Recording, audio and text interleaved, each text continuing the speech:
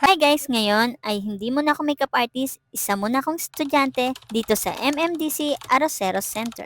Nag-aaral ako ngayon ng Beauty Care Skincare sa paggabay ni Miss Jeanette Pastor, ang aming trainer.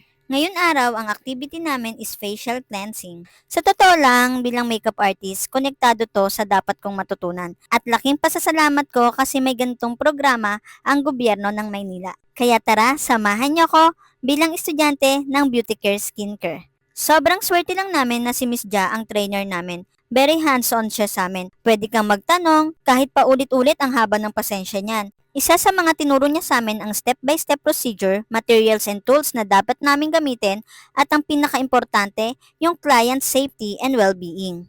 Alam niyo ba dito sa MMDC Training Center, kahit ilang taon na kayo walang age limit, pwedeng-pwede kayong mag-aral dito at mag-training. Matututunan nyo ring gamitin yung mga machine at equipment na ginagamit para sa pang-facial. At libre nyo itong magagamit.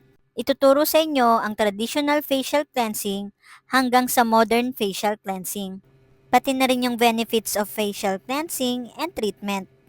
Kapag nag-aral ka ng beauty care skincare, papasok kang haggard, lalabas kang fresh and youthful. Thank you for watching. Bye!